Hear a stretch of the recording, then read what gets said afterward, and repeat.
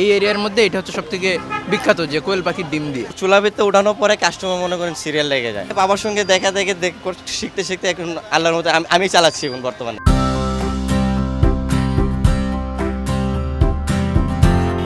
মুখরোচক পুষ্টিকর খাবারের তালিকায় হালিমের জুলি মেলা ভার। সেই মুঘল আমল থেকে শুরু করে এখনো পর্যন্ত হালিম সমানভাবে জনপ্রিয়।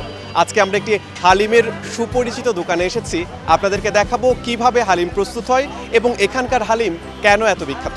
চলুন কথা বলা যায়। আপনাদের হালিমগুলো কিভাবে প্রস্তুত করেন? হালিম এটা আমাদের নিজস্ব তৈরি। এটা অনেক জায়গায় দেখবেন অনেকে আধুনিক প্যাকেট ইউজ করে থাকে, তবে আমরা আমাদের সব ডাল বলেন, গম বলেন, যা বলেন সব আমাদের নিজস্ব তৈরি। মশলা বলেন সব আমাদের নিজস্ব করা।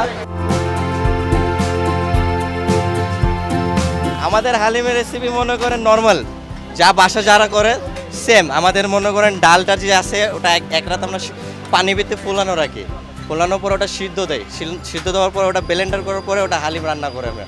আর এটার ভিতরে আমাদের গম যায়।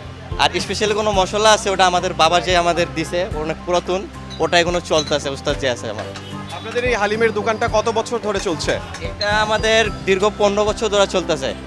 আপনার এর আগে এখানে আমাদের দোকান ছিল ফুটপাত থেকে এখানে যাইছে আল্লাহর মতো, এখানেই চলতেছে এখন পর্যন্ত।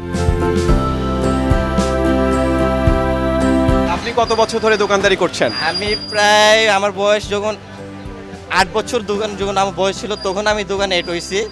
তখন থেকে বাবার সঙ্গে দেখা দেখে শিখতে শিখতে এখন আল্লাহর মতো আমি চালাচ্ছি এখন বর্তমানে। কারিগরে আমি রান্নাও করছি, আমি দোকানদারিও করছি আমি।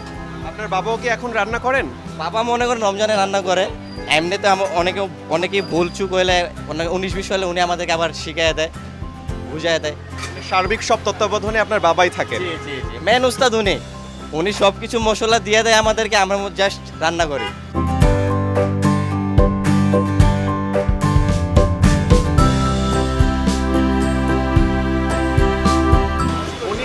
রেসিপিটা কোথা থেকে শিখেছিলেন? উনি মনে করেন পাকিস্তান আমল থেকে ওনার ময়মনসিংহে ওনাদের রেস্টুরেন্ট ছিল, হোটেল ছিল, বাংলা হোটেল আর কি। ওখানে মিষ্টি বলেন, হালিম বলেন, প্রত্যেকটা জিনিস রান্না করতেন। ওনার যে মামা আছে, আমার বাবার যে মামা দাদা, ওনার ওখান থেকে শুরু হয়েছে এটা। আপনাদের এই যে দোকানটার নাম মুন্না মামার হালিম, মুন্নার কার নাম? মুন্না ভাই হয়েছে এটা আমার বড় ভাই, ওনার নাম দিয়ে বাবা শুরু করছেন না দোকানটা। এখন যে হালিমটা আপনারা বিক্রি করছেন এটা কখন রান্না করেছেন?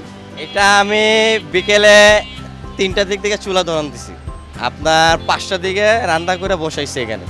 এই দোকানদারি এখন থেকে শুরু। চুলা ভিতরে উঠানোর পরে কাস্টমার মনে করেন সিরিয়াল লেগে যায় আল্লাহর মধ্যে। আপনার গরম গরম মৌসুম থেকে শুরু হয়ে যায়, প্রায় 2 থেকে আড়াই ঘন্টা লাগে রান্না করতে একটা হালিমে। আমাদের এই বাড়ি পার বাড়ি আমরা 100 টাকা বাড়ি বিক্রি করি। অনেকে জায়গা আছে চাইনিজের 150 থেকে 200 টাকা নেয়। তা আমরা চিন্তা করি যদি 100 টাকা বাড়ি যদি দেই কম রেটে মাল যদি বেশি সেল করে থাকে, ওই সেলের ভিতরে মনে করেন আমাদের লাভটা উঠে যাবে।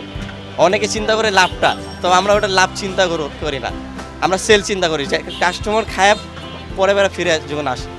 আমরা এই হালিমের একদম মেইন কারিগরকে পেয়ে গেছি এই মুহূর্তে। আমরা একটু তার সাথে কথা বলবো যে তিনি কিভাবে হালিমের প্রসেসটা শুরু করেছিলেন, রান্নাটা কিভাবে শুরু হয়েছিল। আমি এই হালিমে কিন্তু এই রোডে আমি প্রথমে চালু করছিলাম, এই এলাকার ভিতরে কেউ হালিম চালু করেনি। আর চিকেন চাপ, বিফ চাপ আমি প্রথমে সরিমুল্লা রোডে চালু করেছি। শুধু সেলিম আসছিল, শিক কাবাব আর 2টা হোটেল আসছিল। এই যে এত বছর ধরে আপনার হালিম মানুষজন খাচ্ছে এবং ব্যাপক সুনামের সাথে খাচ্ছে, কেমন লাগে আপনার? না, আমার মনে অনেক খুশি আছে, ভালো লাগে। কথা বুঝছেন, এইটাই আমার কাস্টমার এখানে আইতাছে, অনেক দূর থেকে আয়, বনানী, গুলশন, পুরান টাউন থেকে এখানে আসে খান। এইটাই আমি কিন্তু খুশি আছি। শুরুর দিকে যেরকম হালিমের যেই টেস্টটা ছিল এখনো কি সেই টেস্টটাই আছে কি মনে করেন? ইনশাল্লাহ ওই টেস্টে আছে, সব কিছু আছে। এখন আমরা এখানকার হালিম সম্পর্কে জানছিলাম এবং হালিমওয়ালার সাথে কথা বলছিলাম। এবার হালিম ক্রেতার সাথে কথা বলে দেখি এখানকার হালিম আসলেই কতটা মজাদার। এখানকার হালিমটা অনেক ভালো। আসলে হালিমের মধ্যে মূল ব্যাপারটা হচ্ছে এই যে গরুর মাংসটা আছে, আলাদাভাবে যে রান্নাটা হয় ওই রান্নার উপরেই ডিপেন্ড করে। সো এইখানকার রান্নাটা অনেক ভালো এবং গরুর মাংসটা মোটামুটি ভালো ভালো পিস আছে। আর ওই যে কোয়েল পাখির ডিমটা দেয় এই এরিয়ার মধ্যে, এটা হচ্ছে সবথেকে বিখ্যাত যে কোয়েল পাখির ডিম দিয়ে। সো এই মুন্না মামারটাও আলহামদুলিল্লাহ অনেক ভালো। আর লুচি দিয়ে খাইতে তো অসাধারণ লাগে। সো ওভারঅল মিলে অনেক ভালো। এখান থেকে প্রায় হালিম খাওয়া হয়, আর আমার ছেলের স্কুল যেহেতু পাশে, স্কুল থেকে যাওয়ার সময় এখান থেকে প্রায় সময় হালিম নিয়ে যাওয়া হয়। আর এখানকার হালিমটা মোহাম্মদপুরের মধ্যে বেস্ট হালিম। গতানুগতিক যে হালিম আমরা যে খাই, ডিফারেন্স কিছু মনে হয়েছে, টেস্ট খুব ভালো।